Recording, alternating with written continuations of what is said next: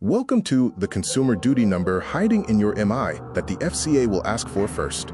If you think your compliance is set, think again. This is a story about what happens when the FCA calls.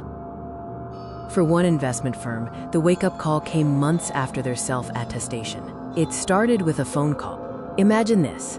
Your phone vibrates on a polished desk. The caller ID reads, FCA supervision. You pick up. The voice says, "We'd like to discuss your fair value assessments." Your stomach drops. The firm, run by Sarah, had self-attested compliance in July, meeting the deadline. But the FCA's request landed 8 months later in March. What exactly did the regulator ask for? And why did it cause immediate panic? The core request was twofold: the latest fair value assessments and management information, or MI, related to vulnerable customers.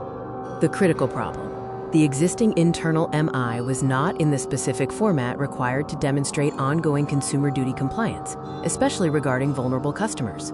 To mitigate the risk, the firm immediately brought in the compliance doctor from compliance consultant to manage the crisis.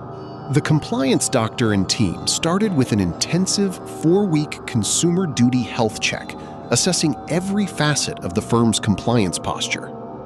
A major part of this intervention involved rebuilding outcome monitoring from scratch, specifically aligning it with the FCA's core principles under PRIN 2A, the Consumer Duty Rule. Over 17% of your peers follow the compliance doctor.